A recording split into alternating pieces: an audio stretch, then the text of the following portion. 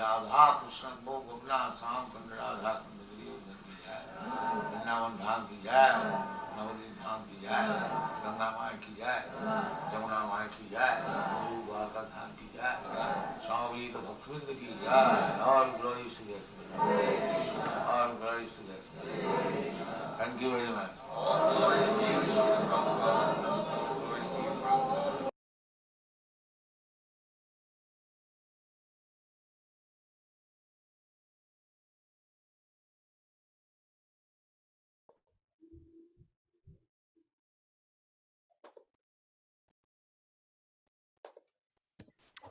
Hare Krishna. Hare Krishna, Prabhuji. Thank you. Please accept my humble obeisances. All glories to Shri Prabhupada, glories to Great Deva, glories to you. Welcome, Prabhuji. So I'm going to put the verse on the screen and then we can start. Thank you very much.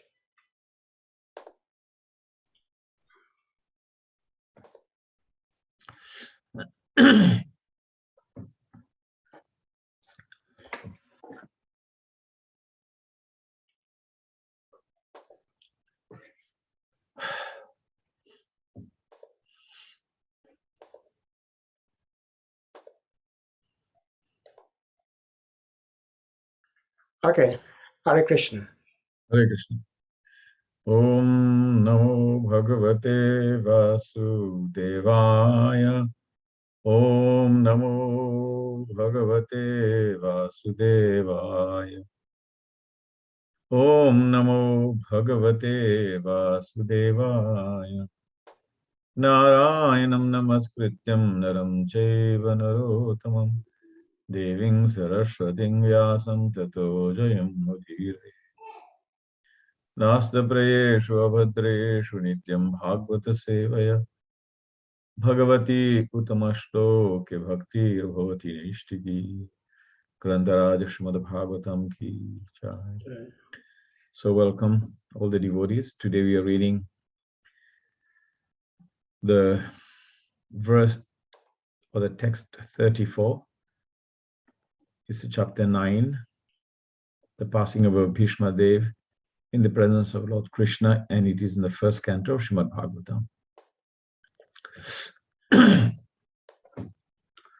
Yudhituraggarajuvithum ravishwak kachalulita shamavarya alankritasye mamani sitta sharer vibidhayamana tvachi vilasat kavacheshtu Krishna atma.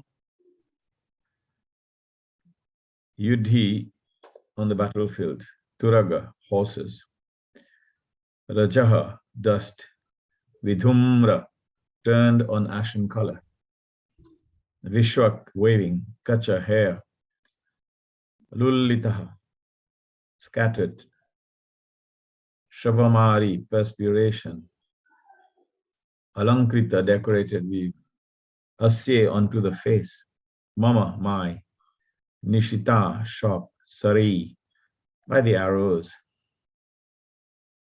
Vividhamana, pierced by, Tvachi, in the skin, Vilasat, enjoying pleasure, Kavache, protecting armor, Astu, let there be, Krishna, unto Sri Krishna, Atma, mind. Translation. On the battlefield where Sri Krishna attended Arjuna out of friendship, the flowing hair of Lord Krishna turned ashen due to the dust raised by the hoofs of the horses. And because of this labor, beads of sweat wetted his face. All these decorations, intensified by the wounds dealt by my sharp arrows, were enjoined by him. Let my mind thus go unto Sri Krishna. Purport by Srila Prabhupada.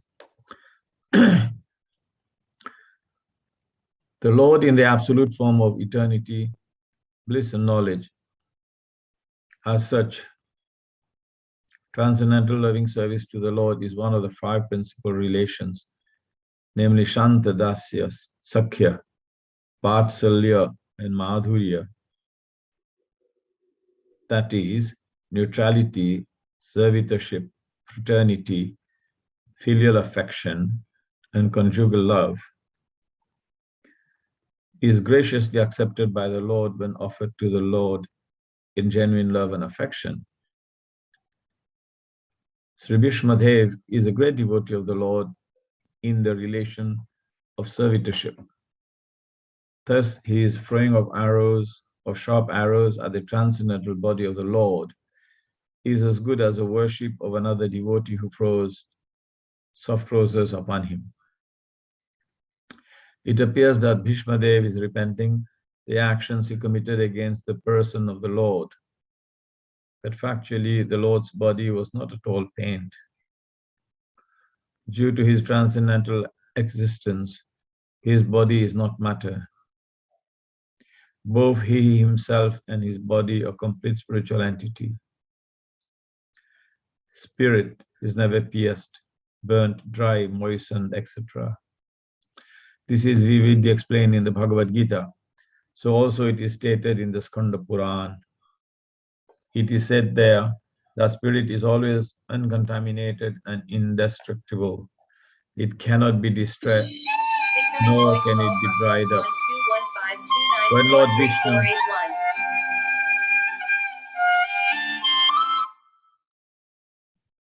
Sorry. Okay, fine.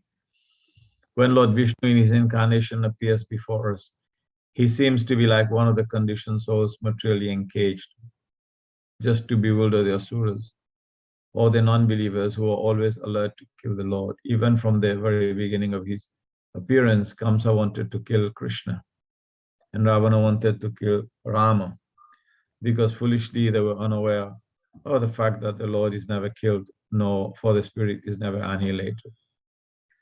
So before Vishmadev's piercing of the body of Lord Krishna is a sort of bewildering problem for the non-devotee atheist.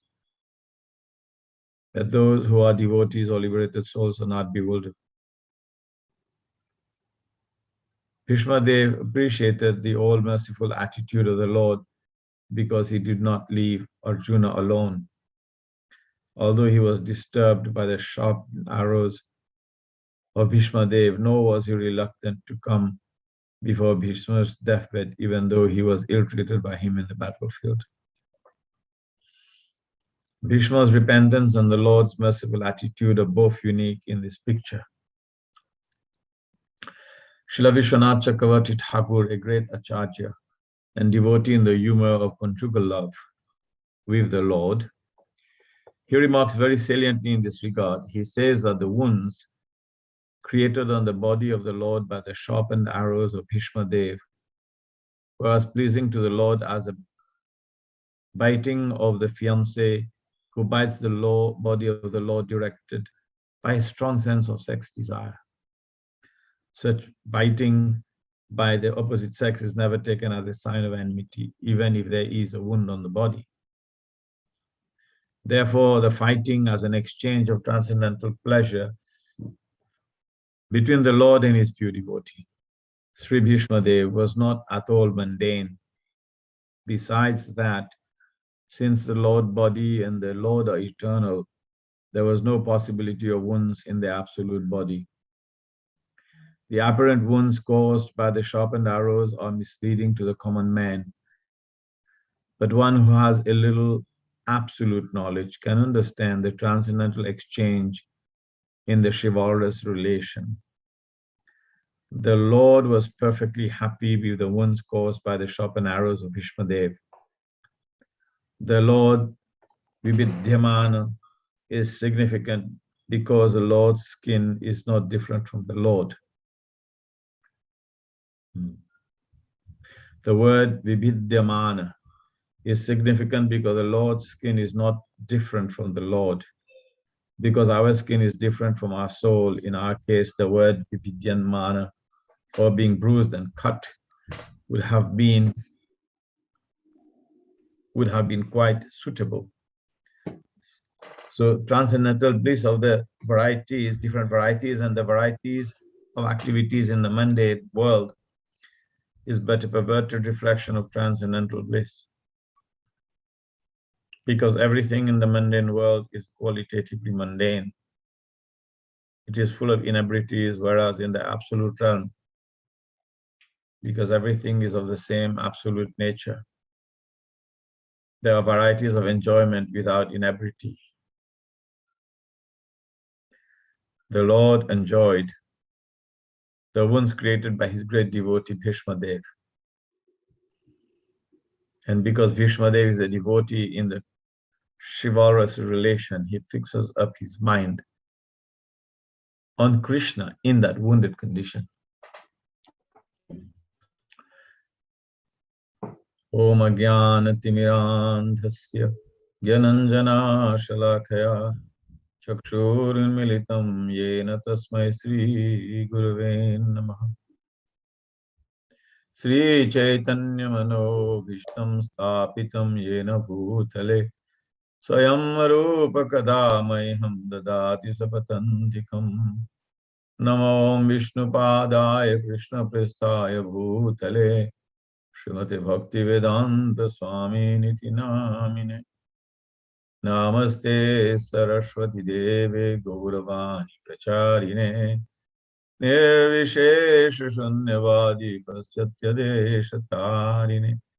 Jaya Sri Krishna Chaitanya Prabhu Nityananda Shri Adwaita Gadadhara Sivasadi Shri Gaur Bhakta Vrinda. Hare Krishna Krishna Krishna Hare Hare Hare Rama Rama Rama Hare Hare. Grantharaj Srimad Bhagavatam ki jai. Shri Rupa Goswami Prabhupada ki jai. Srila Prabhupada ki jai. Shri Srinivas Gaur Premanande Hare Hare Bol. Hare Krishna. Yuddhi Turaga Rajavidumra Vishwak Kachalulita Sarmavara Lankritasye Mamani Sitta Sarer Vidyamana Tvachi Vilasat Kavachestu Krishna Atma. On the battlefield where Sri Krishna attended Arjuna out of friendship, the flowing hair of Lord Krishna turned ashen due to the dust raised by the hoofs of the horses. And because of his labor, beads of sweat wetted his face. All these decorations, intensified by the wounds dealt by my sharp arrows, were enjoyed by him. Let my man thus go unto Sri Krishna. Hare Krishna, thank you so much again for giving me this opportunity on this Africa forum to read together and discuss one of these wonderful verses of Srimad Bhagavatam in the 9th chapter, the departure of Bhishma Dev in the presence of Lord Krishna. So we read in this verse that there's a beautiful description of how Bhishma Dev is looking at Sri Krishna and remembering the flowing hair of Lord Krishna turned ashen. So this was a particular scene that had entered the heart of Bhishma Dev while Lord Krishna was fighting on the battlefield of Kurukshetra. There's a description, and also I've read the description a little bit more in detail, where it is said that it was in the glowing light of sunset. Everything was a bit golden at that time. And the sunshine was just casting a very golden glow on the Supreme Lord Sri Krishna. And he caught that incredible beauty of Lord Krishna with his wonderful figure, his body, while he was in the midst of the battle. And this is one of the sort of for him maybe an epiphany moment where, oh, this is what I want to remember him to be. Because of his power of chivalry, this power of chivalry is not a permanent, it is something that comes by moment. But he is a servant of Krishna, and that relationship of his being a dasya, ras, is permanently absorbed in his heart. It's a function of his relationship with Krishna. But he remembered that beautiful scene. And Krishna's hair was flowing, his clothes golden, and his beautiful black hair streaming down, flowing in the wind by, being disturbed by the breeze. And then all the horses running in the battlefield had caused an awful lot of dust to rise.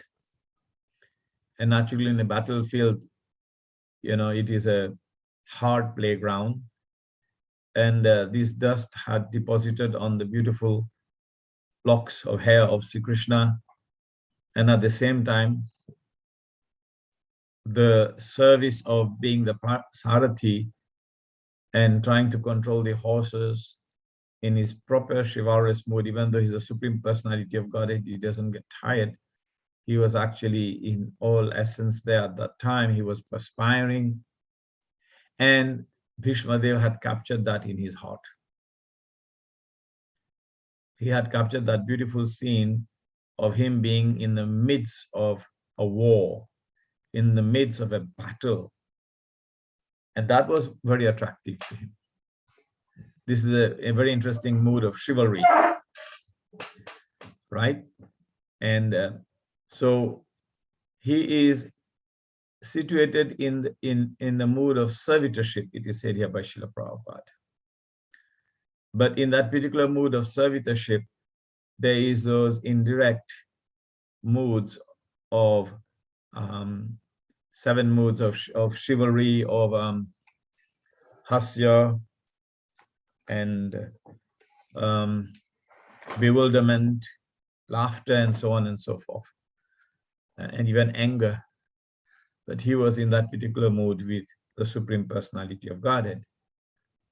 So, of course, he was looking at that from that angle, that my Lord Sri Krishna is, even though he is my Lord and Master and I'm his servant, but he likes me to serve him in this way, by giving him the opportunity for a fight. This is quite difficult to understand, isn't it? We may think, oh, how is it possible that you can, but the Sthayi Bhav, right? The permanent ecstatic relationship that he has is actually that of a servant. But that is constant in his heart. That is permanent. That is always there. But he may at some time have this mood of chivalry, because that's what Krishna wanted him to relate to him with. So he had thrown these sharp arrows at his transcendental body of the Lord. And for him, because he is servant, that was the way he was serving him. And it is said here that just like another devotee would worship the lotus feet of the Lord by throwing flowers at him, his particular mode of worship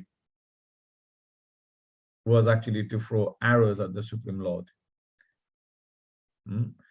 So it appears that Bhishmadev is repenting. So he's saying here, is he repenting? It appears that it is repenting. He's repenting his actions he committed against the person of the Lord. But actually the Lord's body was not at all pained. Well, Krishna, in his constitutional position as Satchitananda Vigraha, the embodiment, the deity of Satchitananda, eternity, bliss, and knowledge, his body doesn't have any trace of misery. He doesn't really understand misery in that sense. Even the Acharya says sometimes that the Supreme Lord, he cannot relate to people's suffering, even though he is Supreme Lord, because he knows that the suffering is very temporary. And he says, therefore, the devotees understand the suffering of the conditioned souls. So it behooves them to actually come to this platform to preach and teach and deliver the conditioned souls, even though he arranges for everything. So we're not saying that he doesn't understand, but in terms of rasa, he has no interest to look at that aspect of our relationship with him. So his body is not matter. So therefore, how is it possible for him to have blood? How is it possible for him to have skin? How is it possible? Is it possible that we have these kind of elements, which is generally a product of Bhumi, Apo, Nala, Vayu, Kham? This is a combination of these 5 gross elements of material nature. In our experience, material bodies are a combination of these 5 gross elements and 3 subtle elements. Manobuddhi Ankar, this is Bhagavad Gita, chapter 7, text 4. Bhumi Apo Nalo Vayu Kham Manobuddhi Ankar Itiyam Bhinna Prakriti Ashtada. These are my 8 separated material energy.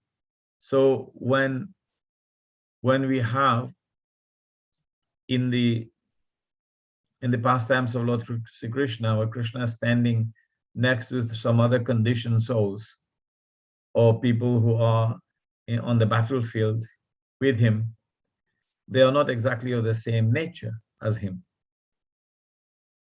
They get hurt, they lose their limb, and as a consequence of that, they get pierced by an arrow in the heart and they die. Because of the pain, because it disrupts the condition of the body to function properly. It is either cut, it is drowned, it is dehydrated, it is set on fire.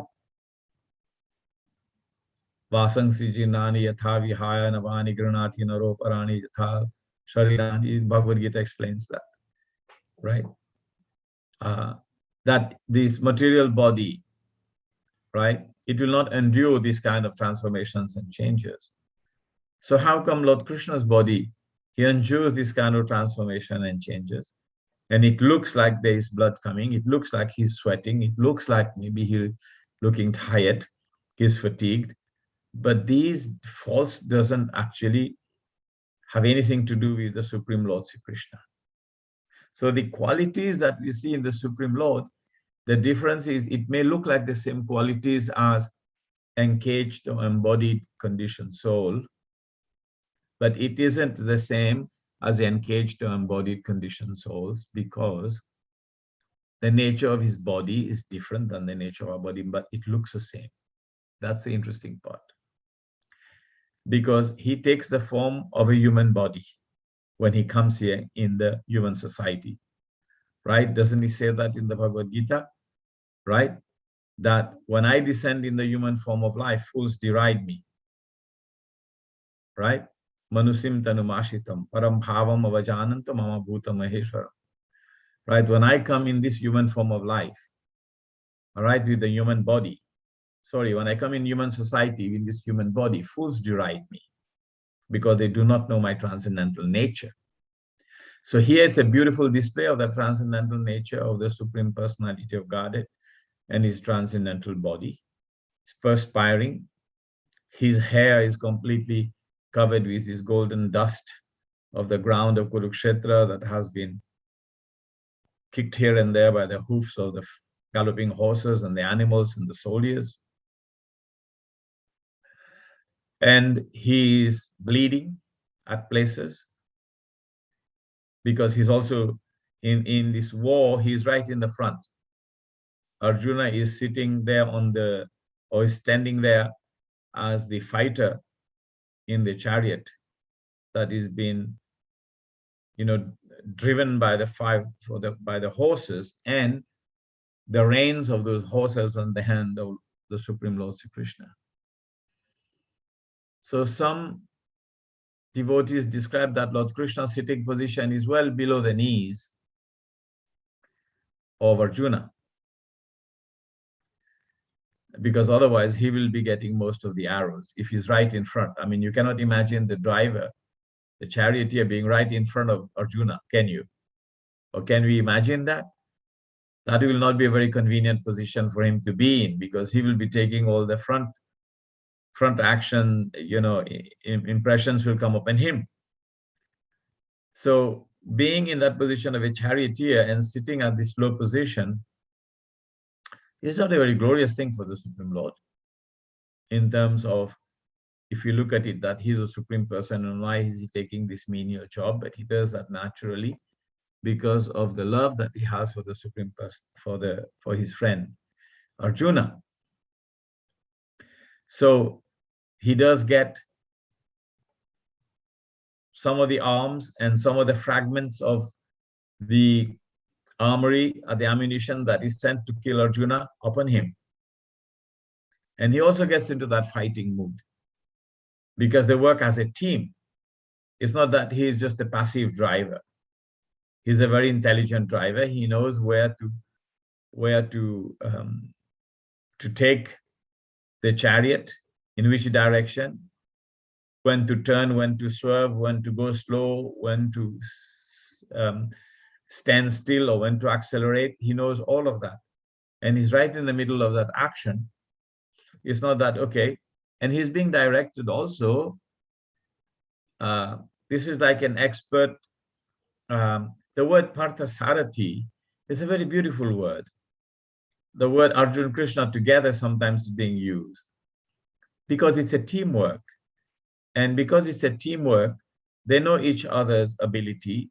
They know each other's sort of interaction in this battlefield. And sometimes there are orders that are even given by Arjuna to Krishna. And sometimes there are suggestions that is given by Krishna to Arjuna. And therefore, it's a teamwork in this fight that is going on. And quite often, and the legs or the feet of Arjuna touches the shoulder or the back part of the body of Sri Krishna. It's a kind of normal thing. In Sakya Ras, this is happening, right? Just like if Krishna is carrying his friends on his shoulder, then their legs are also touching his body. So in Sakya Ras, this is there. Because especially in terms of Arjuna and Bhishma, Arjuna and Sri Krishna, and they are actually equal in age.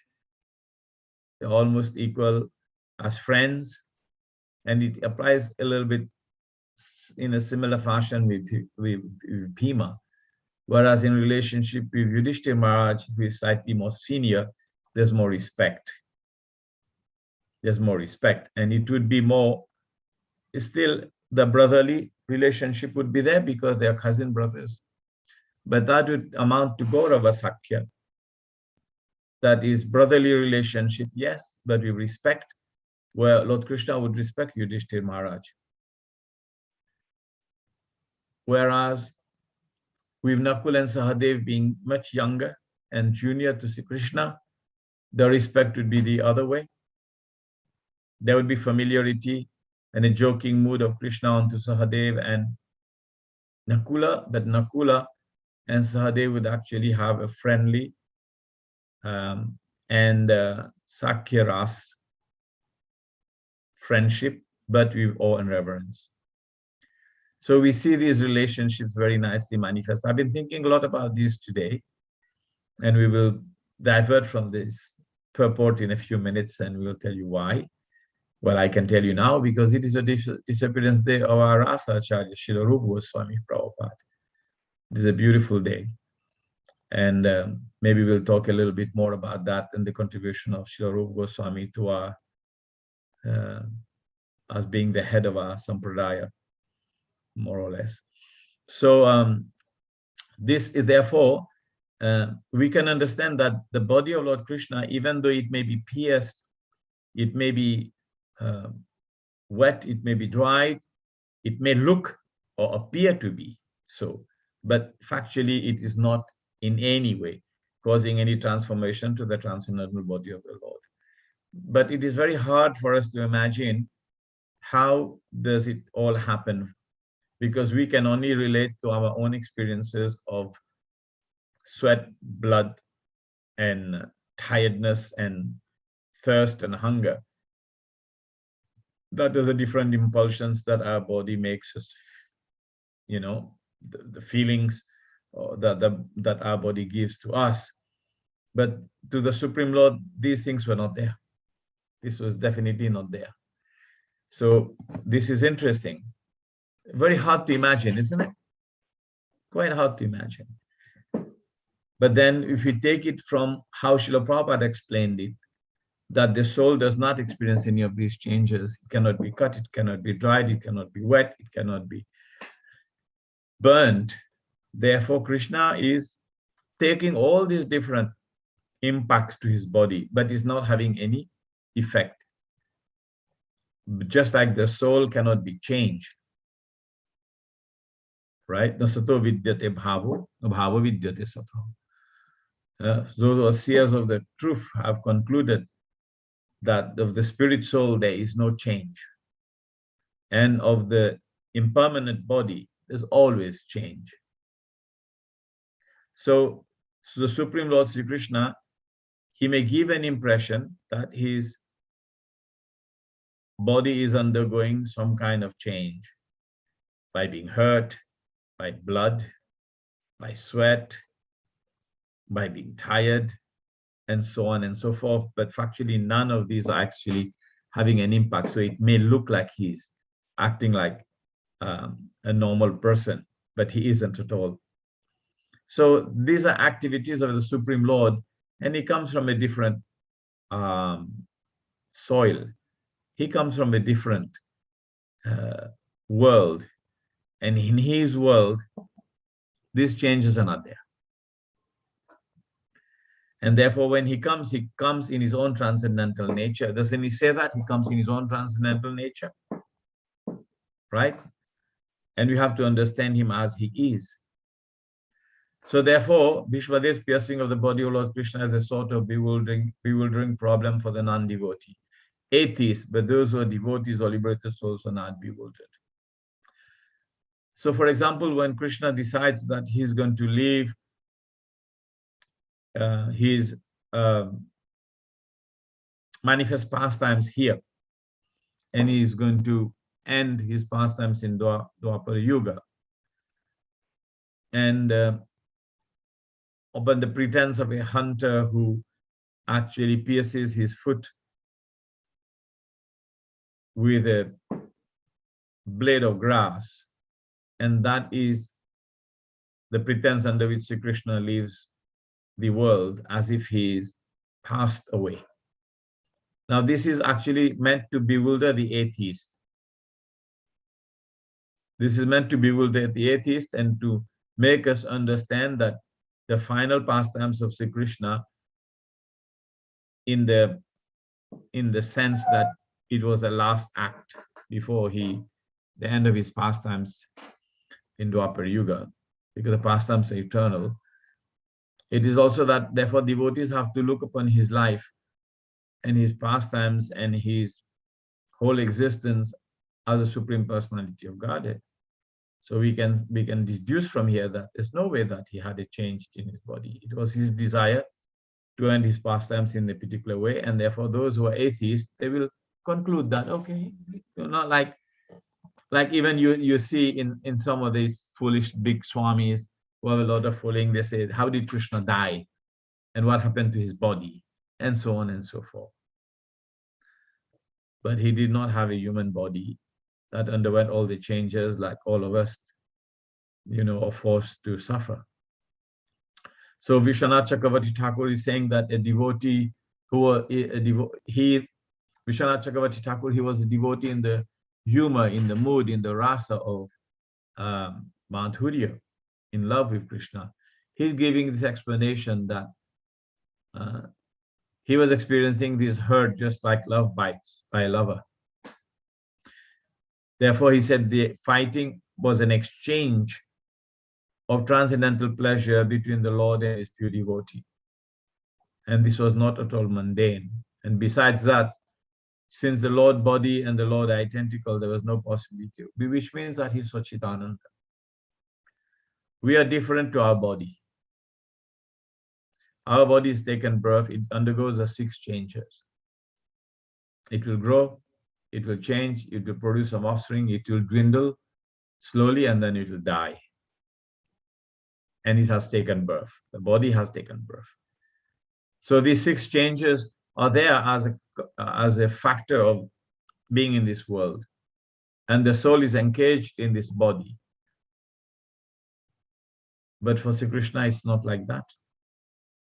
Even though he appeared to be born in the prison of Kamsa, even he appeared, to grow, and his transcendental body is always the same. And he has all the shaktis, all the powers, all the possibilities to change from one to the other at any given moment or given time. But in these particular pastimes, he acts in a particular way. To allow us to relate to him, he comes in sometimes in this human form of life. So here is the saying that the Lord body is vividyamana, because it is said that his skin or his other parts of the body is non-different than him. And therefore, these cuts and bruises have no impact on him, though it may appear to have some impact on him. Interesting, isn't it? So the Lord enjoyed these wounds created. So then Bhishma Dev is thinking about how he was there at that time in the battlefield when we were really in the midst of this war. So at some point, when we read the descriptions of Parikshit Maharaj,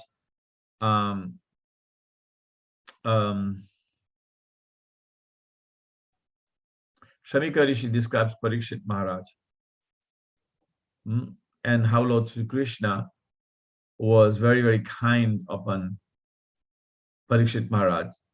He kind of used the word Rathangapane.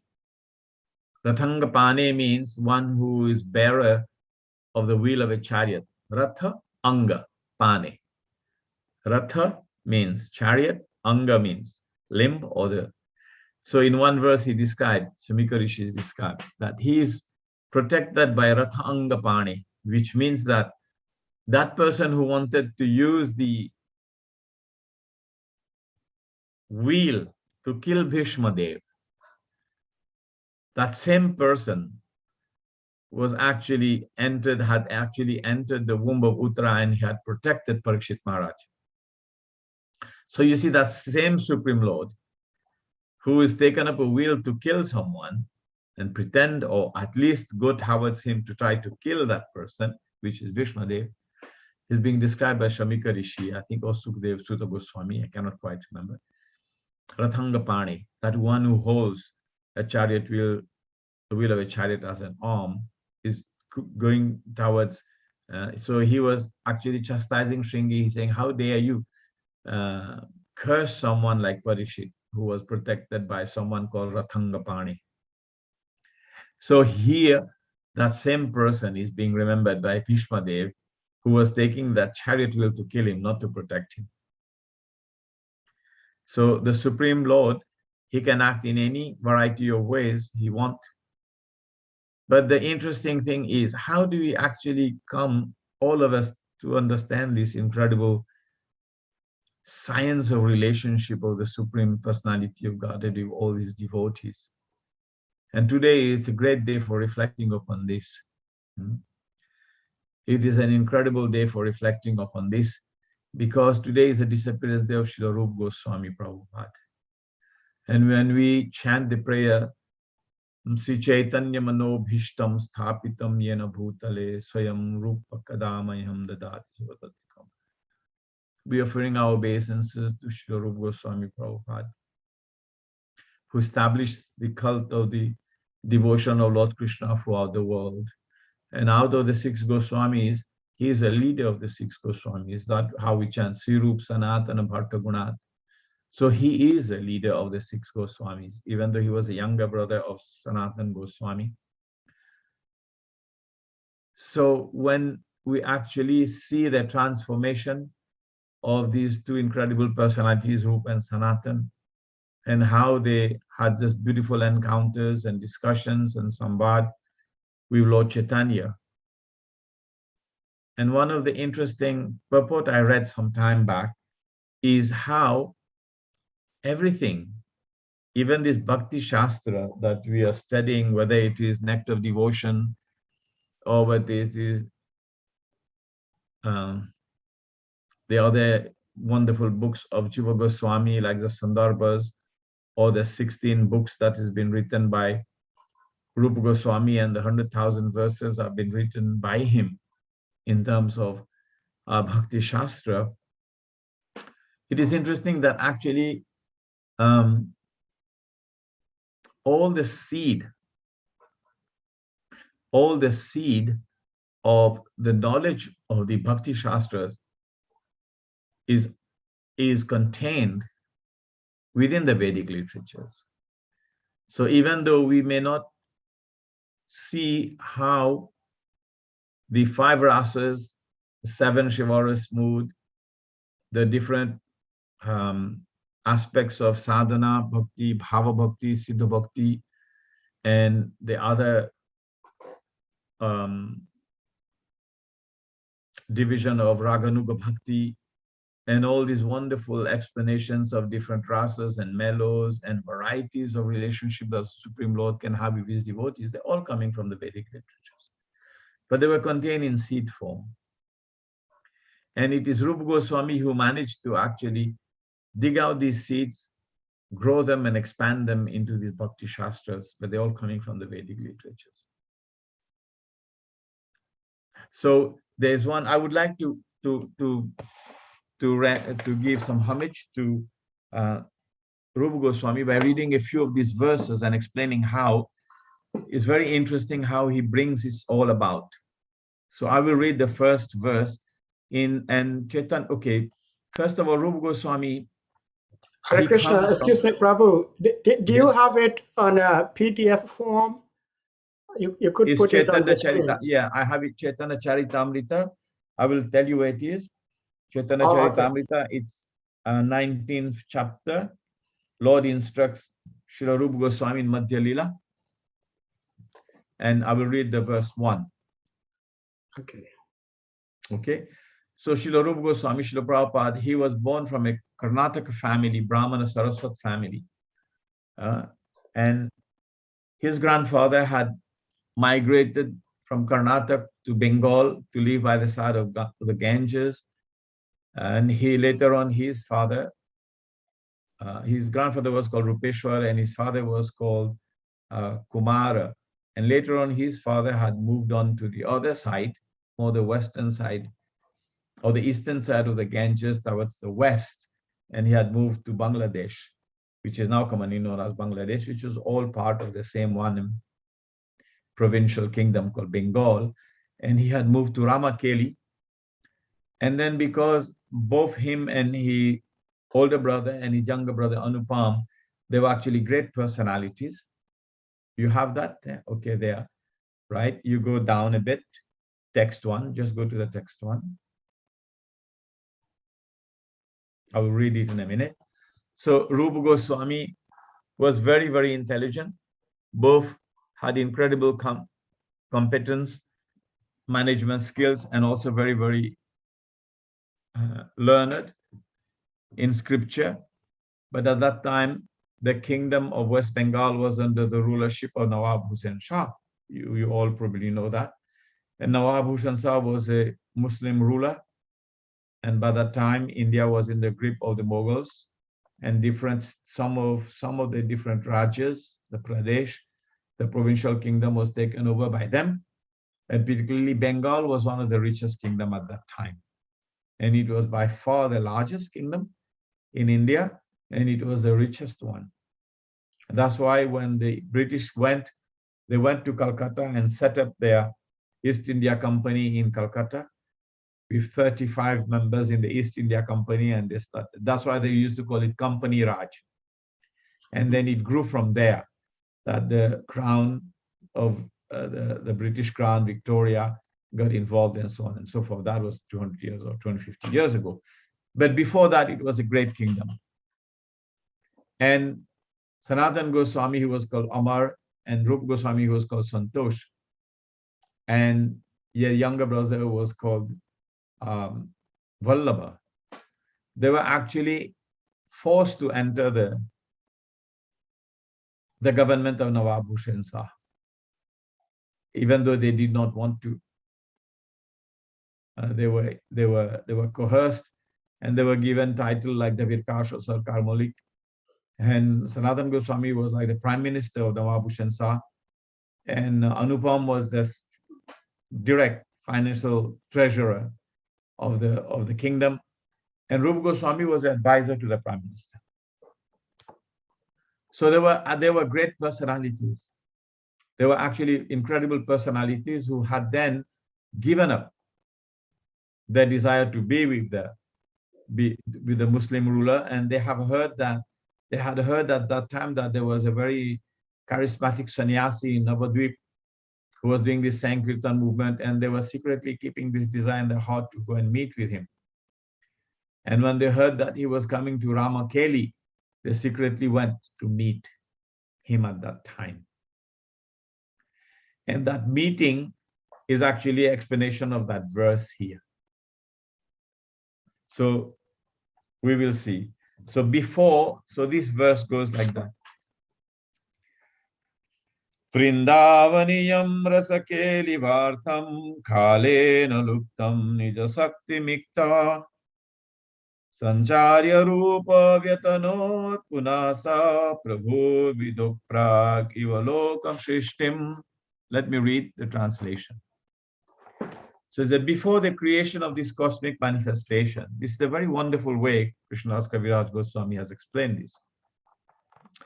He said just before the creation of this cosmic manifestation, the Lord enlightened the heart of Lord Brahma with the details of the creation and manifested the Vedic knowledge. So the Lord enlightened the heart of Lord Brahma with the details of the creation and manifested the Vedic knowledge. Right? See that example. Now, in exactly the same way, the Lord, being anxious to revive the Vrindavan pastimes of Lord Krishna, impregnated the heart of Rupa Goswami with spiritual potency. By this potency, Srila Rupa Goswami could revive the activities of Krishna in Vrindavan, activities almost lost to memory. In this way, he spread Krishna consciousness throughout the world. Now, we can see how he is. We are all Rupanugas because we are following. And Srila Prabhupada established. And when he went to America, his mood was, how am I going to teach them the 5 mellows of devotional service? Even when his ship was docked in the Boston Pier, he was thinking like that in his poem he wrote. Oh my Lord, they are so deeply engrossed in sinful activities. How am I going to teach them the 5 mellows of devotional service? Because that is the essence of our teaching. That is actually what we want to be able to learn, Gaudiya Vaishnavas. So therefore, that seed was planted by Sri Krishna into the heart of Rupa Goswami at that first meeting in Ramakeli. And he decided that he's going to meet with them. Though they were in a hurry to meet with Lord Chaitanya, but Lord Chaitanya said, no, he said, in due course of time, we will be together. You are my eternal servant. But right now, just be cautious. And they had gone to meet Mahaprabhu to tell him not to cause too much of a Sankirtan movement in the area, because even though Nawab Hussain Shah had approached Sanatan Goswami, had asked him, what about this sannyasi? What about him? What kind of a person is he? And Sanatan Goswami had convinced him that he is quite okay. He's no problem to your kingdom. But still he was fearful of the capricious nature of the Muslim ruler. So they had gone to warn Chaitanya Mahaprabhu, just please do not take big party from here to Vrindavan and so on. So therefore, this is how the seed of this bhakti movement was planted by Lord Chaitanya into the heart of Srila Rupa Goswami. Right? Now, another interesting thing is in the verse 121. And just to show you how this is so incredible, I will just read the verse. It says, indeed, Srila Rupa Goswami, whose dear friend was Swarup Damodar. Srila Rupa Goswami's dear friend was Swarup Damodar. Listen to this carefully, was the exact replica of Sri Chaitanya Mahaprabhu. A very deep statement. Indeed, Srila Rupa Goswami was the exact replica of Sri Chaitanya Mahaprabhu, And he was very, very dear to the Lord. Being the embodiment of Sri Chaitanya Mahaprabhu's ecstatic love, Rupa Goswami was naturally very beautiful. So when we chant Sri Chaitanya Mano Bhishtam, Stapitam Yena Bhutale, it's very interesting that he understood the inner heart, the inner mind of Sri Chaitanya Mahaprabhu. He knew how sometimes some devotees say that Krishna speaks the Bhagavad Gita, and then the devotees talk about Krishna in the Srimad Bhagavatam. But so the pastimes of Krishna on Srimad Bhagavatam, the instructions of Krishna in the Bhagavad Gita. But how Krishna thinks is actually Chaitanya Charitamrita. And Rupa Goswami, he understood Sri Chaitanya Manobhishtam. He understood. And therefore, he has written this incredible book, Nectar of Devotion. He's written the best of instructions in Nectar of Instructions. And he's written so many, 16 other books, 100,000 verses. So Sri Rupa Goswami, he is a leader of the 6 Goswamis, and without his kripa, without his mercy, Sri Rupa Raghunatha Pade Hoibe Akuti. Kabehame Bhuja Boye Se Yugala Piriti. How we can understand the loving pastimes of Radha and Krishna without the mercy of Sri Chaitanya Mahaprabhu, which comes down through Rupa Goswami. So when we are reading this purport of Srila Bhishma Dev, speaking about Lord Krishna, about these 5 loving relationships, we could have never understood this without the mercy of Sri Rupa Goswami. No way we would have understood any of it without the mercy of Sri Rupa. So this is so beautiful, isn't it? So he said that he is very carefully followed the principles enunciated by the Lord. And he was a competent person to explain properly the pastimes of Lord Sri Krishna. Sri Chaitanya Mahaprabhu expanded his mercy to Srila Rupa Goswami just so he could render service by writing transcendental literature.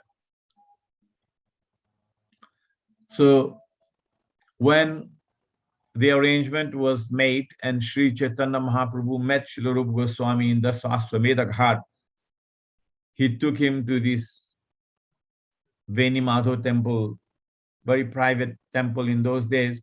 Allahabad, Prayagraj, Triveni Sangam was not such a populated place. It was just all plain rivers and banks and weeds and reeds and grass, and it was very, very natural. And there was this temple far away on the western side, and Mahaprabhu had arranged to meet Rupa Goswami privately. And at that time also they met with Vallabha Acharya. And Sanatan and Vallabha, his younger brother Sri Vallabha, had met Chaitanya Mahaprabhu, but Sanatan Goswami was still in prison. But then when they inquired about Sanatan Goswami, he said, don't worry, he's been released. Mahaprabhu is Trikaldashi, he knew. So he made arrangement to sit. Some devotees said 10 days, Chaitanya Mahaprabhu, Prabhupada has written 10 days, and some other devotees say sometimes 20 days. And he explained this whole science of Krishna consciousness from A to Z to Rupa Goswami. Sri Chaitanya Mahaprabhu personally started by saying that we are Jiva and we are roaming in 8,400,000 different species of life, and that we are identifying with a body. And that if by chance we get the mercy of a guru, then we can have the seed of devotional service. And that seed of devotional service will grow by the process of hearing and chanting. So he started simply from there, and he explained the whole rasa and the whole, all the possibilities of relationship that the jiva can develop, that Lord Sri Krishna allows the jiva to develop with him. He explains about the whole rasa, so beautiful. So it's Rupa Goswami who has actually given his Bhakti Shastra and explained about the mellows of devotional service. So I will just read another verse, but it's the purport of another verse. You see, we are following the path of Vaidhi Bhakti.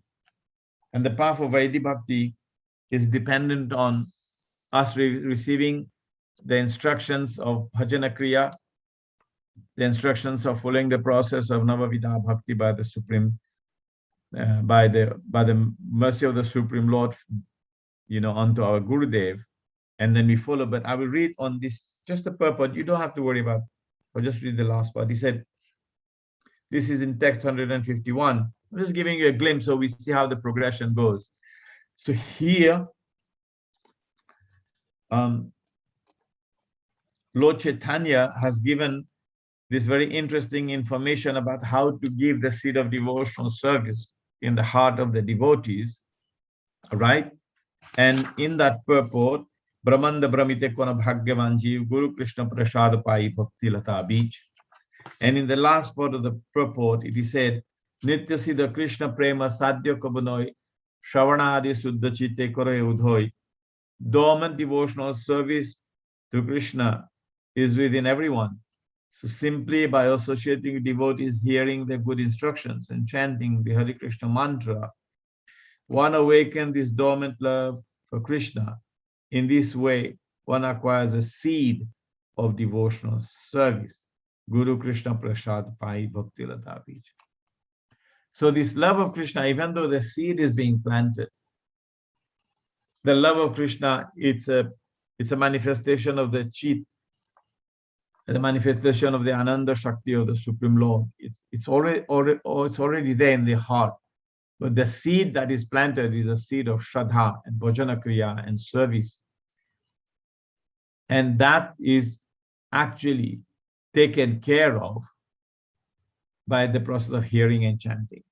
So the seed of sadhana bhakti that reawakens the love of God, which is dormant, is actually our science that Rupa Goswami has so wonderfully explained. And it goes on, and then it goes on to describe in the text 167 the beautiful explanation of pure devotional service. Then that famous, there's all these famous verses we quote is in that chapter 19. I'm just doing an overview, quick overview. So here it is said, Anya Bhirashita Sunyam Jnana Karmadhyana Avrittam Anukulyena Krishna Anusilanam Bhakti Ruttamam. Said when first class devotional service develops, one must be devoid of all material desires.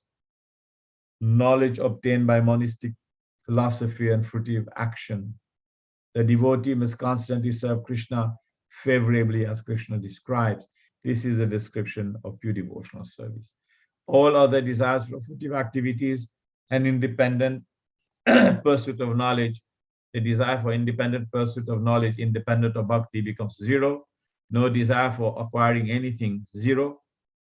Anya abhilasita sunyam, which described as jnana and karma and adi and etc. When all these become completely nullified, right, in the heart, and the desire to serve Krishna only and only, that persists, and which is then being watered by the process of hearing and chanting and sadhu sangha. That is pure devotional service. So this is the whole science of Krishna consciousness, the development of love of God, that is actually explained by Rupa Goswami, by Chaitanya Mahaprabhu to Rupa Goswami. And therefore, this is what we aspire to come to, isn't it? And this is explained in the last one, in the last verse that I will quote, and you'll see how it works. But all the details are there. And he said the chief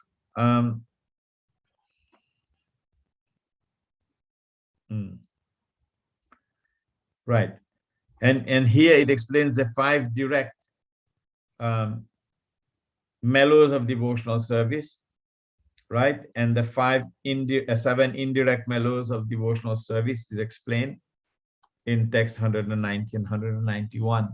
So you see, it starts from just Shraddha, giving the explanation, we are not the material body. So it goes, Prabhupada explains, this pancharasa stai vyape rahe bhaktamane Sutta Gauna Augantuka Pai Karani, Shanta Bhakta Navyogendra Shanakhaji Ara Dasya Bhava Bhakta Sarvatra Sevaka Bhara. And he gives example of Shanta Bhaktas, right? But then explain the 5 direct transcendental mellows of devotional service are permanently situated in the heart of the devotee, whereas the 7 indirect emotions appear suddenly under certain conditions and appear more powerfully, right? So this is what the chivalrous mood of Bhishma Devi is, that he is permanently Shantarasa, but this, whereas the 7 indirect emotions appear suddenly under certain conditions, not always. Like he is, he may experience some, he definitely experienced, I cannot speculate whether he experienced a bit of anger in chivalry, because that's a different mood. I cannot speculate because I have no knowledge of it. But he definitely experiences chivalry in his Dasharas. And all these intricate things are there explained by Srila Rupa Goswami in this by Lord Chaitanya to Rupa Goswami. So he gives examples. So you see, how could we understand this purport? Of course, Prabhupada has explained it, but Prabhupada has taken it from the teachings of, from his predecessor acharyas. Of course, Prabhupada is empowered, he can understand it. So this is all very sweet and nice, and today we can reflect on that. So I thought we'll digress a little bit, go in a little bit of tangent, and we render this beautiful homage to the best of my ability, which is very limited, to Srila Rupa Goswami today. And we pray at his lotus feet that he keeps us in the process firmly anchored at the lotus feet of Srila Prabhupada to progress in devotional life and read Srimad Bhagavatam carefully and understand it with the help of other Bhakti Shastras and our Guru Vargas, our senior devotees, and hopefully we can progress steadily, slowly, at whatever speed anyone wants. And it is only happened by the mercy of Srila Rupa and Sanatan. They are our leaders. We are Rupanugas, and we are direct followers of our Guru Maharaj, and we directly getting our instructions from Srila Prabhupada for his books. But he, nevertheless, he is ahead of our immediate sort of person who given us all these instructions. And he was empowered by Sri Chaitanya Mahaprabhu. So that one particular verse there, which is explaining that just like Lord Brahma, he was given that seed for the ability to create by Sri Krishna right at the dawn of creation. Similarly, Chaitanya Mahaprabhu implanted the seed for him to be able to explain the pastimes of Vrindavan, which is essentially the 5 rasas and the other secondary rasas.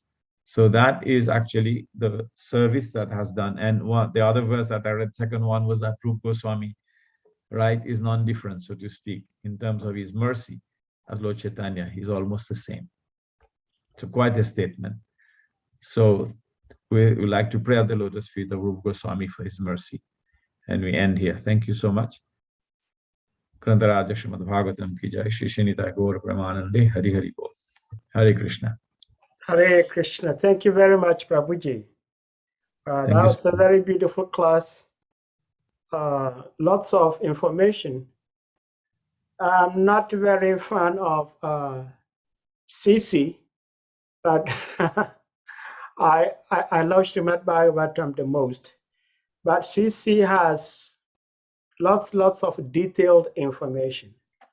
Well, at this point, we can ask all devotees, whoever has a question, you can raise your hand and then you ask your question.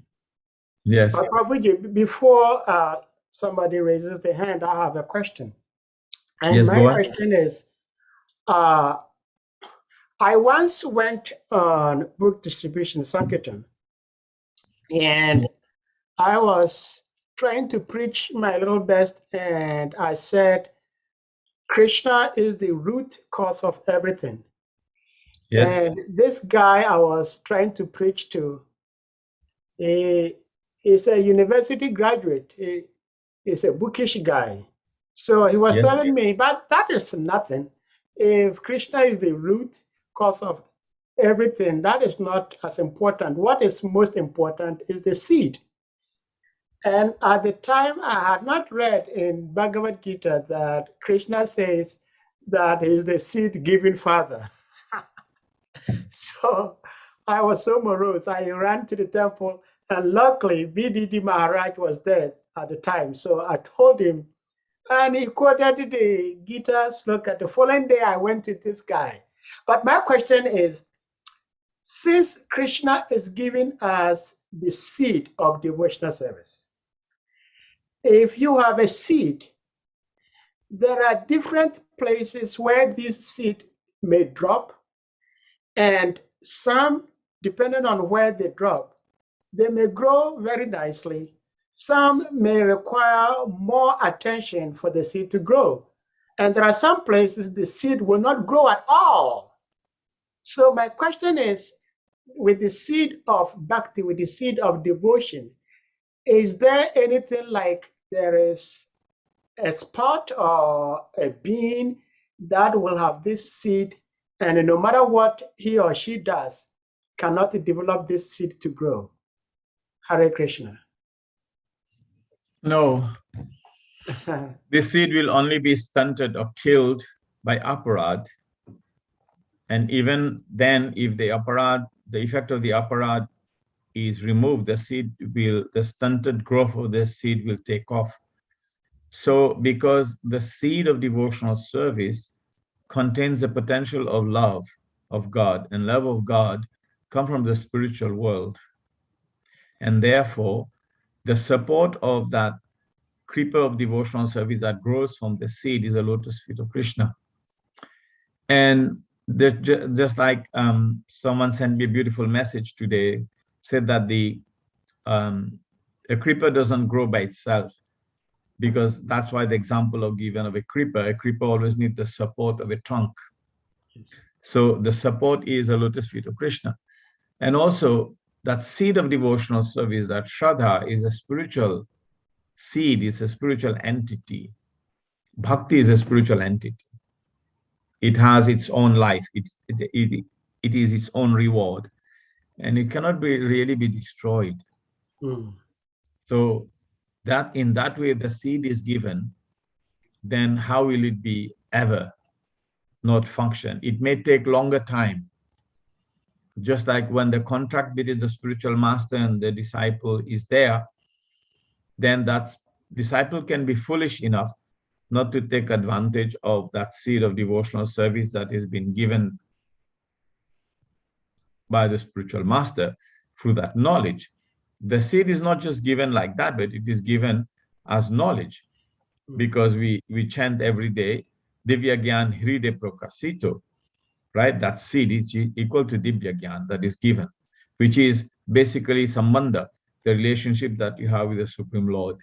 And the instructions also, Abhideya, the process of devotional service by which the seed will be watered through devotee association, Shravanam and Kirtanam. So, and the other thing is the Shraddha, the faith is a natural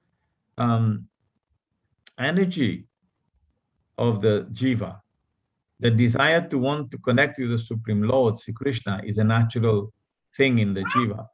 So sooner or later, it may take a million lifetime, that jiva will come to that understanding that I have an eternal relationship with the Supreme Lord.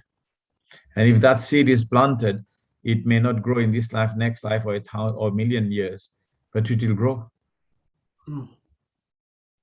It will grow. So it may require more fertile soil to grow faster, or the watering process and the care process accompanying that has to be proper. But how can something from the spiritual world given to you in your heart can be damaged by material circumstances? Thank you so much, Prabhuji. It makes a lot of sense. Okay. Thank you. Hare Krishna.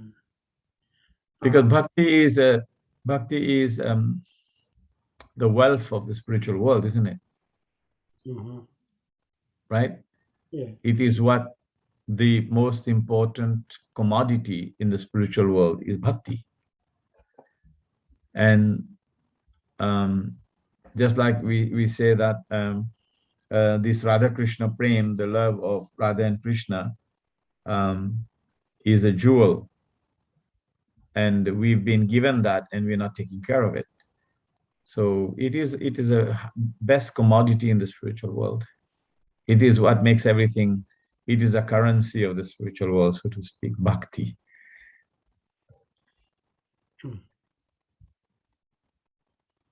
Hare Krishna. And Krishna is not satisfied 100% till all the living entities who have the possibility to give him that relationship which makes him complete in rasa. He's complete by himself. He doesn't need us. But because we are his Vibhin Angsas, unless and until all of us are actually in love with him, it's not really complete, even though he's complete. This is Achinta Beda Veda Tattva. It's inconceivable, but it's nevertheless conceivable if you take it like that. Because the way all of us will experience and show our love is unique. It may be minimal. It may not be as good as the other great devotees, but it will be different. And therefore, he will stay a little bit incomplete in rasa, as long as all his Vibhin Angsas, which are part and parcel of him, do not. So therefore, that perpetual need for creation, that perpetual need, not from his side, but like as a sense of, let us see what more is there. Let us see what more is there, what other jivas have, and what I can reciprocate with them. And therefore, the creation is perpetual rotation. Does that make sense? It perfectly does. Yes, Prabhuji, it does. It does. Thank you. Any other? While we wait for other questions, my second question, Prabhuji, is Bhishma Dev's lifestyle keeps bewildering me. And I've been trying to understand a little bit more about Bhishma Dev. But I think his lifestyle is too complicated for me to understand. One, I don't really understand all the Kshatriya ethics, but I understand that if Kshatriyas are fighting, if one is using mace, the other one should use mace. If the other one is using arrows, the other person should also use arrows, so that you are equal. Now, Yes. why would Bhishma Dev throw arrows at Krishna when he is not fighting? He was just a charioteer. Why would he do that? No, because Krishna is not fighting. Krishna is not having arms. So therefore, no one will shoot at Krishna. The simple ethics is you only fight someone who hasn't got his back turned on you, who is ready to fight, who is not in fear, who is not depressed and wanting to run away, and who is well equipped and who is almost your equal to fight, then you fight with him. So then you wonder, how come Krishna got all these arrows? Because that was just the war, collateral damage.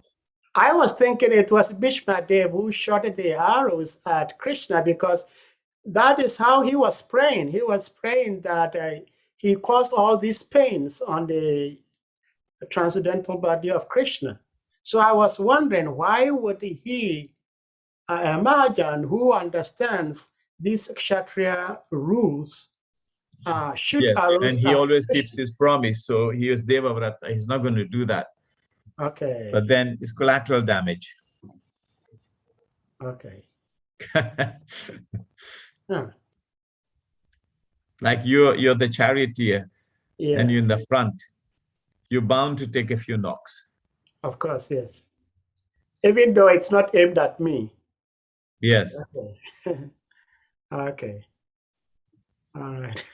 Yes, anyone else? Anyone else? Any more questions?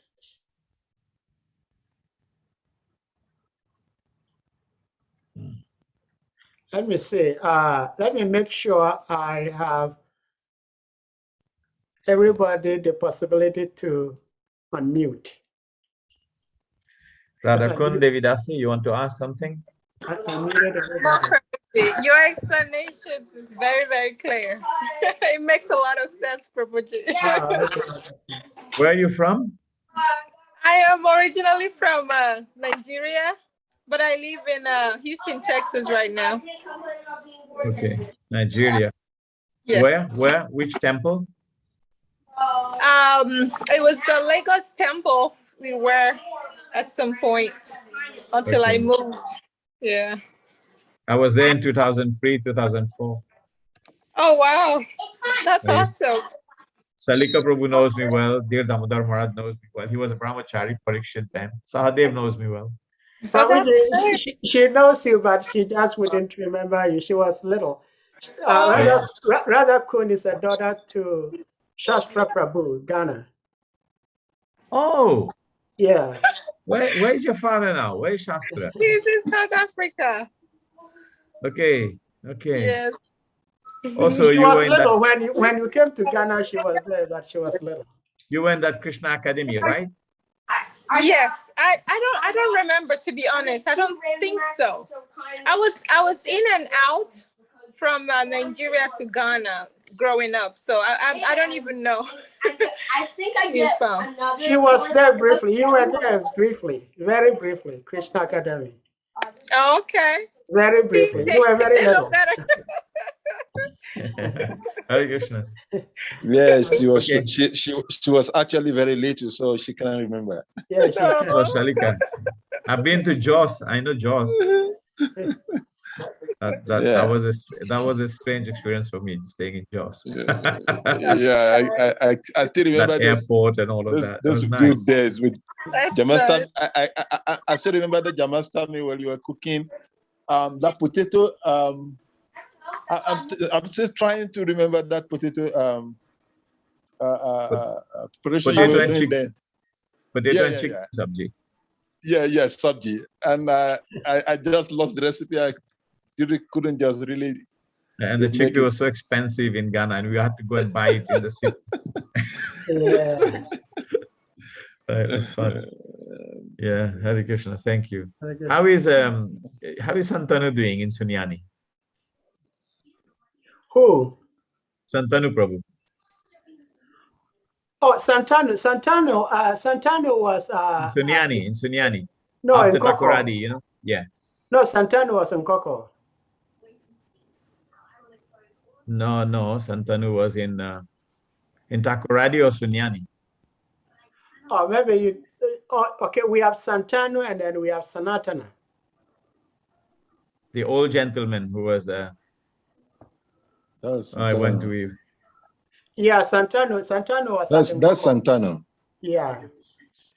How is he doing? I haven't heard from him personally, but I think it is. I really liked him a lot. He was like a village person, but he was doing Harinam on the bicycle with the battery and everything. He was really doing good, you know. Yeah. Nice. No, West Africa, we love Kilton. It was good. Yes. All right. So nice to see you all again. We'll catch up with you. I hope you understood the class. Well, Prabhu, I have one more question about Rupa Goswami. We know Rupa Goswami wrote so many amazing books for devotional Kripa, but I also understand that Rupa Goswami wrote all these books he wrote for us, all based on the inspiration of Swarup Damodara. Yes, he was directly instructed by Chaitanya Mahaprabhu. You see, the Madhya Lila chapter 19 is Lord Chaitanya's instruction to Rupa Goswami. And then he met Sanatan Goswami in Kashi, in Varanasi. And there were so many impersonalists there. but then he met him at a later date, and he actually also explained the angas of devotional service to Sanatana Goswami afterwards. That is chapter 20. So everything that we have today, everything is actually the mercy of Lord Chaitanya. The through coming down in nectar of devotion, nectar of instruction, Madhava Nila Ujjwala and so on, and so there's Ujjwala Nilamani, nectar and Vidagdha Madhava, Lalita Madhava, Dana Kilikamudi, Stavamala. These are all the books on devotional service, Uddhava Sandesh. These are all the riches of that has been developed. And Rupa Goswami was an incredible scholar. Right. You have to understand something. Srimad Bhagavatam is 18,000 verses. What Rupa Goswami has written is 100,000 verses. So there is a whole wealth of understanding of the nectar of devotional service. And really, if you really want to, for example, I'm doing a seminar on the 64 qualities of Krishna, which is the southern ocean of devotional service, which is the fourth section in Nectar Devotion Part 2, so to speak. And it is very, very nice, but it is explained by Srila Rupa Goswami, and how he came up with this idea of 64 qualities of devotional service. It comes from Sri Chaitanya Charitamrita. It comes from Srimad Bhagavatam, 10th canto. And he developed it. Like another example I give you is when you read Nectar of Instruction and we talk about Tat Tat Karma Pavartanat, then he takes it from Srimad Bhagavatam and he develops what are the processes of devotional service that we have to engage in, the pravritti, the engagement in devotional service, come from Srimad Bhagavatam. That I said very, very clearly in the beginning that the seed of devotional service that expand into the mellows of devotional service and expands into the other aspects of relationship with the Supreme Lord Sri Krishna comes from these. But these seed that are hidden gems only be possible to be discovered and to be planted and bear fruits by the mercy of Lord Chaitanya, who's come here to give us something that has never been given before, which is love of God. That love of God comes in so many different aspects, but it's not that they're creating and inventing. They're taking it from the Vedic literatures, but they have that incredible adhikar, eligibility, intense knowledge, desire, and empowerment naturally from Lord Chaitanya to do that.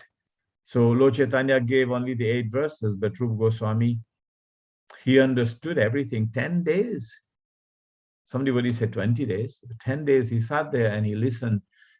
Chaitanya Mahaprabhu told him everything. And then he said, you're right. And then he wanted to go to Jagannath Puri to stay with Chaitanya Mahaprabhu. And Chaitanya Mahaprabhu said, no, I've given you my instructions. Yeah. You go to Vrindavan and you start. And he said, you excavate the places of pastimes of Krishna and you write the literatures. And that's what happened. They went there and there was what? Hardly anything. There was hardly anything. They were living under one tree one night and another tree another night. And Chaitanya Mahaprabhu, who discovered the place of Radha Kund, he himself, he discovered it, but then he passed us knowledge on to Rupa and Sanatan and Raghunath Das Goswami, who had made arrangements to uncover and create the most sacred, uncover and make it prominent, the most sacred place in the universe, which is Radha Kund. So they excavated all the places, holy places of pilgrimage.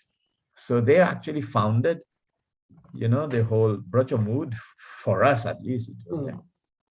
So quite incredible what they have done. So Srila Rupa Goswami is the head of this. He's the leader of the 6 Goswamis. And they were very educated and highly placed personalities. We read Chaktva Turnam Ashesha Mandalapatim Shrenim Sadhatu Chavat Bhutva Dina Ganesako Karunaya Kopina Kansasito They were great Mandalapatim. They were great personalities. Prime Minister in do you want me to give you a perspective on this? Please do, yes. A geographical perspective on this? Yeah. India was the richest nation at that time, 500-600 years ago. Right? In England, they were fighting with clubs and whatever. Right? They were mostly uncivil. And North Germany and all of that, they were the story of Attila the Huns and everyone. Okay? So there was really no much civilization. There was some Babylonian civilization, right? Just 500 years ago. But before that, even the civilization, Vedic civilization was going. And India was considered to be contributing to about 30-40% of GDP of the world at that time. Wow. And there was different samrajas, different pradeshas, like provincial king. Why it was like that? This is also very interesting. Why do you think there was provincial kings? Because management was always very local. So when for example, Parikshit Maharaj, Yudhishthira Maharaj, he became king, Bhishma Dev told him, he said, please do Ashwamedha Yajna. Because what was the reason for Ashwamedha Yajna is to establish his authority because of his religiosity. So that all the other kings will be under your care. So they will follow the rules of Dharma as you put it together. So then they'll be following some kind of a Raja Rishi Sampradaya. You see? Why? Because following these Sampradayas, there's sometimes Rishi Sampradaya, sometimes there's Raja Rishi Sampradaya. You see that Krishna has been for some time giving this knowledge to the kings. He gave to Vivaswan, to Manu, then Ishwaku, then it came down to Arjuna. You see that? Because they lay out the rules. And the Brahmanas not into so much establishing these things. They actually teach and promote it, but they don't establish it. So if you see it from that angle, what has happened is, he said, do Ashwamedha Yajna, which means you establish your authority throughout India. So he did Ashwamedha Yajna, and every single provincial kingdom, all the way from Gandhar to Indonesia, all that was part of Greater India. Gandhar, there's a paper in Afghanistan called Gandhar. And Gandhar come from Gandhar is a place, and Gandhari, who is a wife of Dhritarashtra, come from there. Yeah. And Sakuni is called Gandhar Naresh, the king of Gandhar. He comes from Afghanistan. But Afghanistan was not Afghanistan, it was part of Greater India. Right? And all the way up to Indonesia. This is another thing. But out of all these different kingdoms, Bihar was very great. Kalinga Desh was very big, Orissa, right? And Puri was always very powerful. But out of all these, actually Bengal was the richest because it was the biggest. And just remember, at that time, America was not discovered. Right? Yeah. So the greatest provincial kingdom that was there was the kingdom of Bengal under Nawab Hussain Shah. And the prime minister of that place was Sanatana Goswami. So look at his stature. Very big person. It's a very big person. Yeah. He was a great person. And his advisor, his confidential secretary advisor was Rupa Goswami. And the head of treasury was a younger brother, Anupam, who became Vallabh. Or Vallabh, who became Anupam. Right? So they actually says Chaktwa, so they abandoned Turna Masheshamanda, the great position, and took up Kopina Kansthasrito, they took up loincloth to establish Bhutva Dina Ganesha Kokaruna, to establish the Sankirtan movement throughout the world. So they wrote so many books, Nana Shastra Vicharanaika Nipuno, Sadharma Samsthapako. They wrote so many wonderful Vedic literatures to establish the principles of Dharma for this age of Kali. And they were very respected personalities. They were highly intelligent. And they were writing books in the palm leaves, right? And then their nephew, Jiva Goswami, he became even a greater writer. Actually, in the last 500 years, there's no philosopher that will equal to the stature of Jiva Goswami. Yeah, I heard about that. Yes. Right. What he has written. Just lately, one devotee called Radharaman Prabhu, who is a prolific writer, he's a very, very intelligent person. 14 or 15 years, he did his degree. 18 years, he was at Oxford. I think he did his PhD, 20 years old.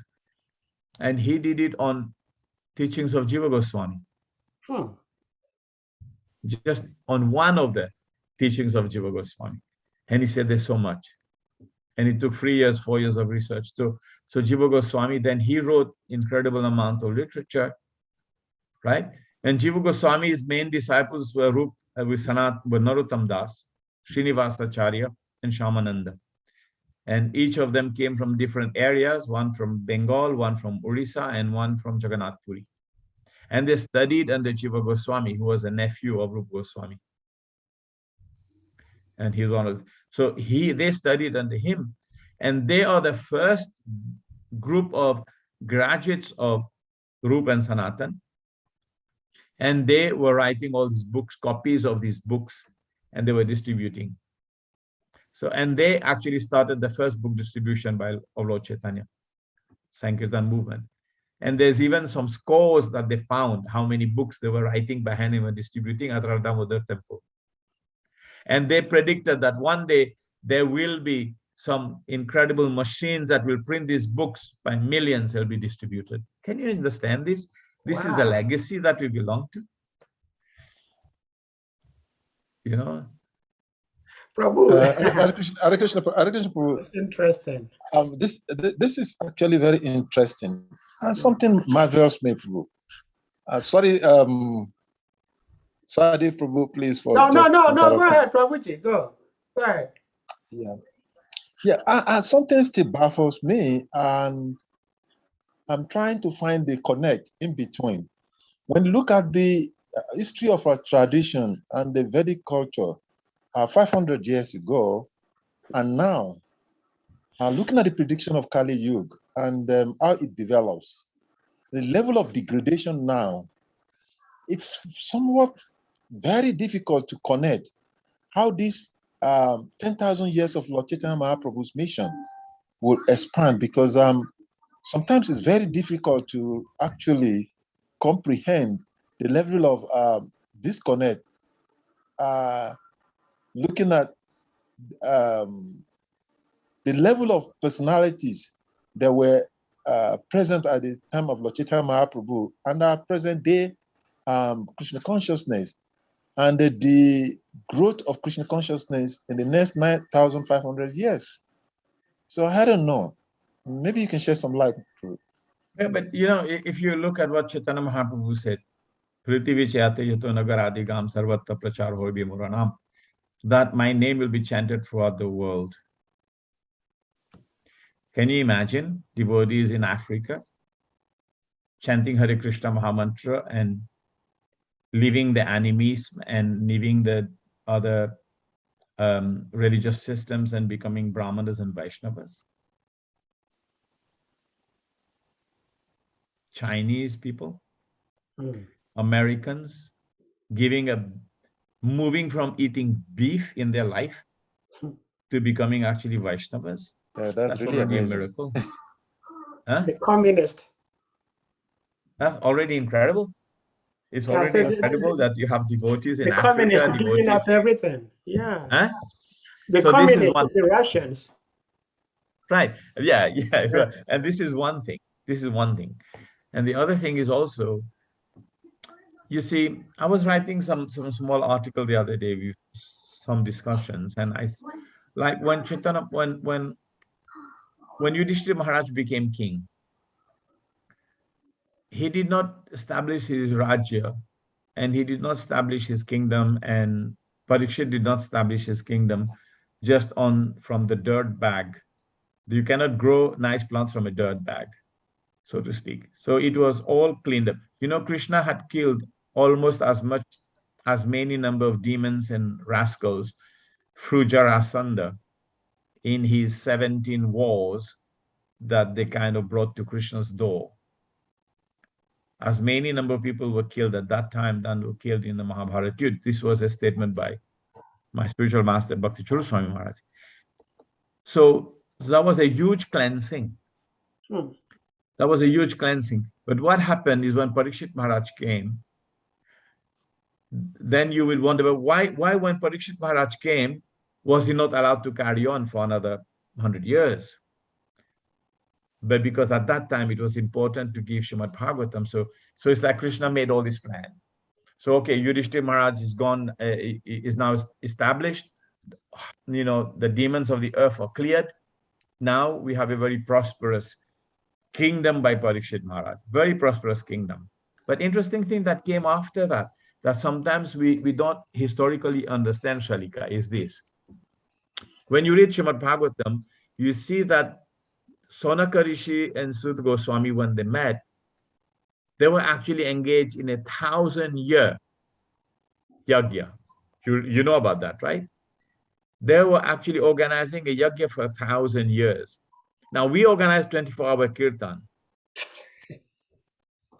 How does it go? Tough. We organize 3-day program. How does it go? Tough, right? Now, but after Parikshit Maharaj, there was Janmejai. Janmejai was powerful enough to do a sacrifice to offer all the snakes of the world, because one of the snakes had come and beat his father, Parikshit Maharaj. He was powerful enough to do that, and he had to be stopped by the Brahmanas. I think I can't remember who stopped him, Lord Brahma or someone came to stop him. He said, don't do that. Now, but after that, there was 1,000-year sacrifice established in Naimisharanya. It was not just like Bhagavatam. Bhagavatam was the seed of that sacrifice. But for 1,000 years, there was some sacrifice going. So what was the opulence and the piety of that kingdom that could sustain, and the management? When in ISKCON, we can't even manage a 3-day program. What was the establishment of the management and the structure and the purity that Brahmanas could sit for 1,000 years and do yajna for us? Yajna for us, because the question, if you see question 9 in the first canto, one of the questions the sages asked, he said, please, when you answer this question, just remember in age of Kali, who we are, where we are at, and it is suitable for us. And then he qualifies the age of Kali by saying, Prain alpayusa sabhya kalavasmin yuge jana sumand. He said, in the age of Kali, like this. He said, please answer accordingly. So then Srimad Bhagavatam was sent to us, adapted, relevant, redacted for us. That's the first important. So it took so many years to bring it to the West, and Srila Prabhupada did. It's here in everyone's house, right? That's the first part of the establishment, is the law books already here.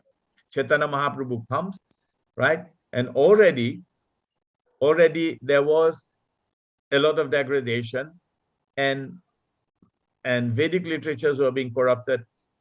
And, Lord Buddha had to clear up that mess, right? But it was kind of a plan. If you think about it, the appearance of Lord Buddha is presented in Srimad Bhagavatam 5,000 years ago. So it's not like it is going and they're just adjusting and readjusting. No. How come the pastimes of Lord Buddha is predicted 5,000 years ago, and it is said very clearly that he's going to come and he's going to eliminate Pashughatam, the killing, mass slaughter of animals. It is said very clearly. So it was all a plan, and then impersonalism takes hold, and then Shankaracharya's teaching become prominent.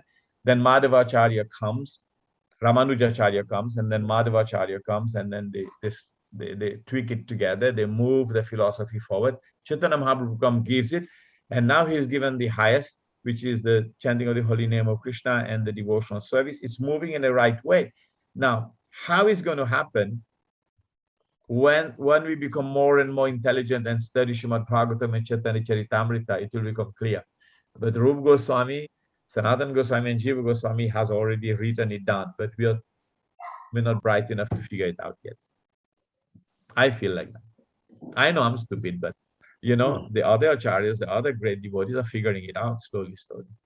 How it's going to happen, but it will happen, because Prabhupada did say it will go on. I mean, just today I was reading something that Srila Prabhupada said to Allen Ginsberg, and he said, Prabhupada, you said that the Hare Krishna movement is going to be kaput, dead and gone in 10,000 years. He said, why? Allen Ginsberg asked Prabhupada that question.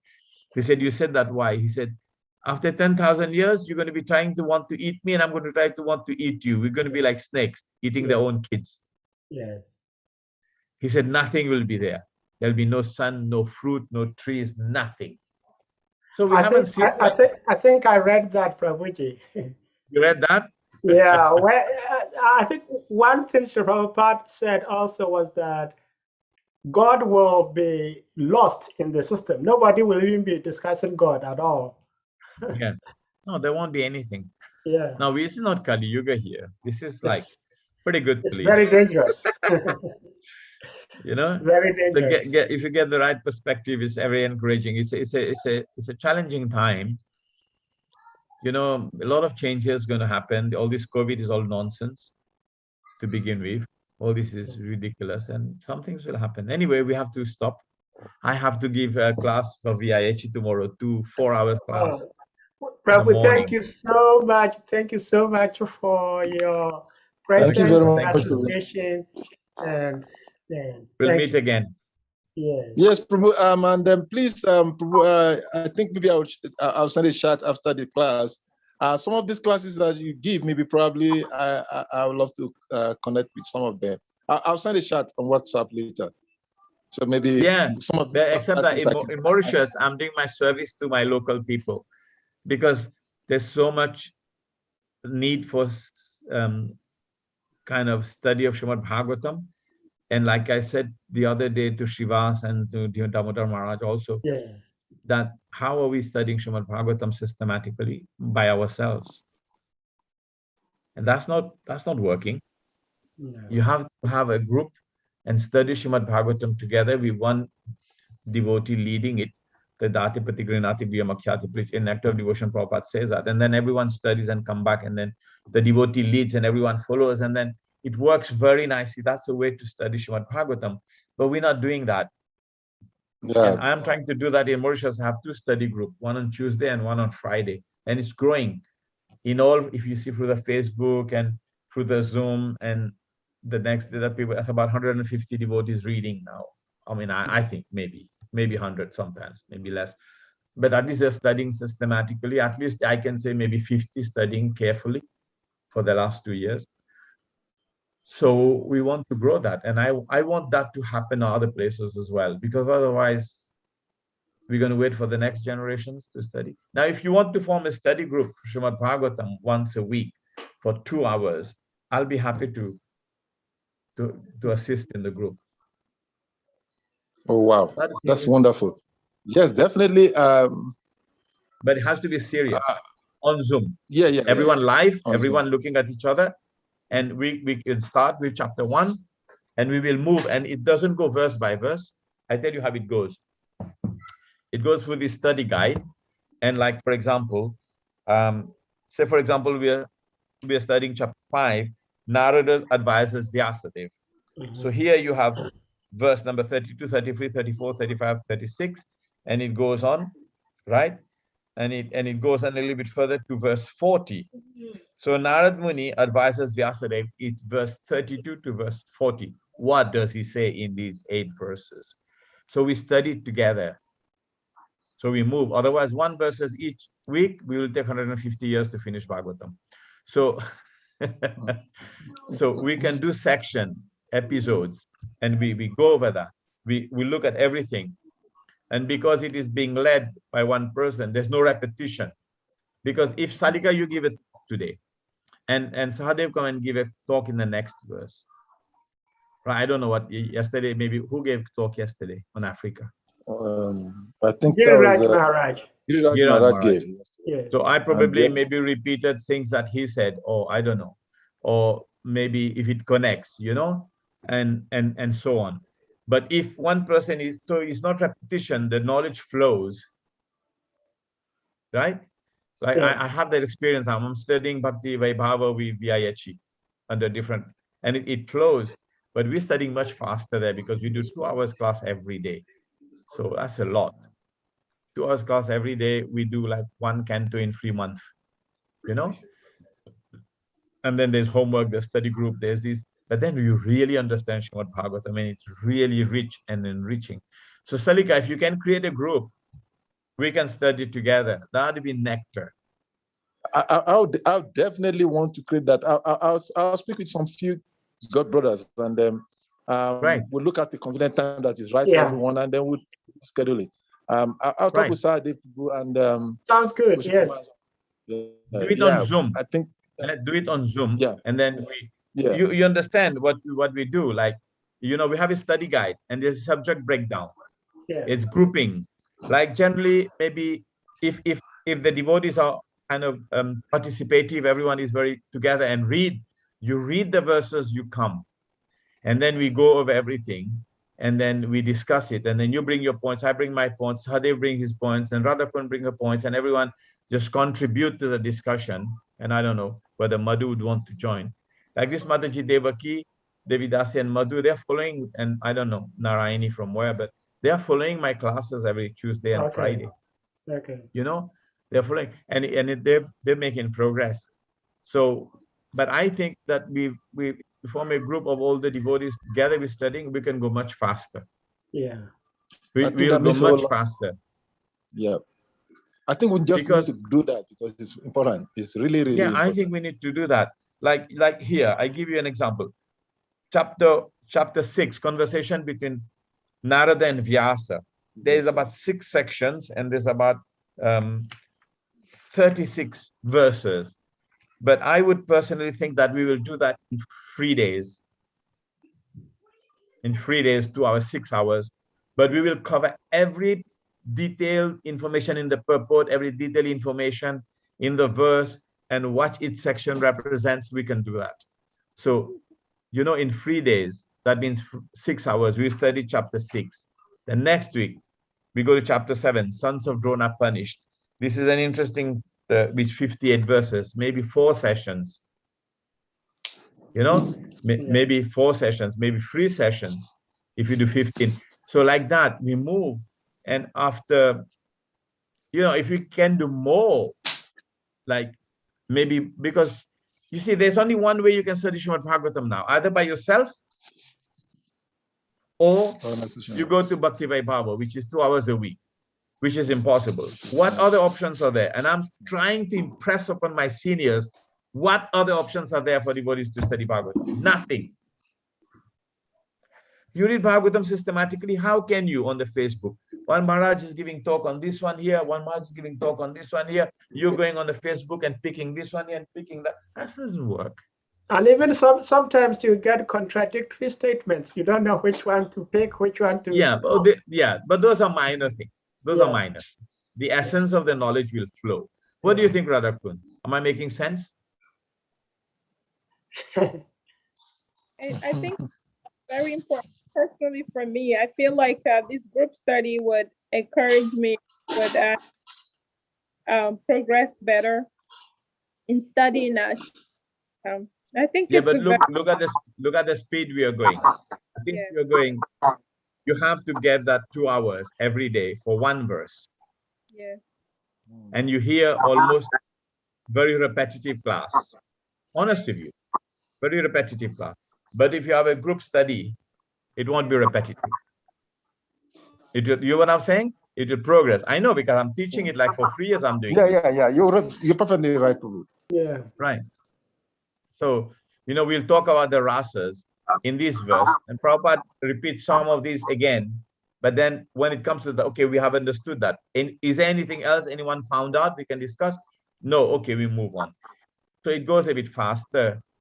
Yeah. So hopefully I would think that maybe we can read maybe 2 free cantos in a year. Twice. Well, that'd be nice. That would be very nice. Yeah. Yeah, so the people will talk after the class and then. Yeah, we will. Okay, I have to go. Okay, thank you so much, Prabhuji. Well, at this point, we encourage all devotees to unmute themselves, and then we chant to beg out Krishna to appreciate Prabhu's presence.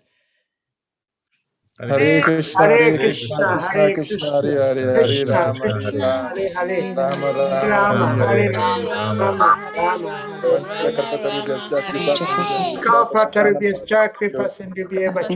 Namo Namah. Sakinam Bhavani Krishna. Vaishnavibhyo Namo Namah. Hare Krishna. His Okay. grace, Adwaita Krishna Prabhu Ki Jai. Jai. Hare Krishna, everybody. Bye. Hare Krishna. Haribo.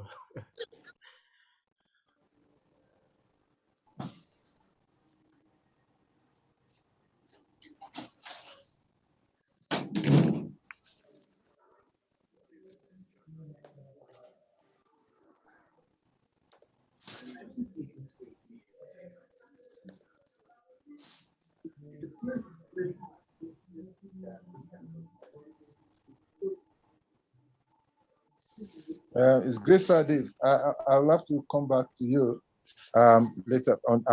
My battery on this phone I'm using Okay. is. So Okay. I'll speak with you on the other hand. Okay. Hare Krishna. Hare Krishna.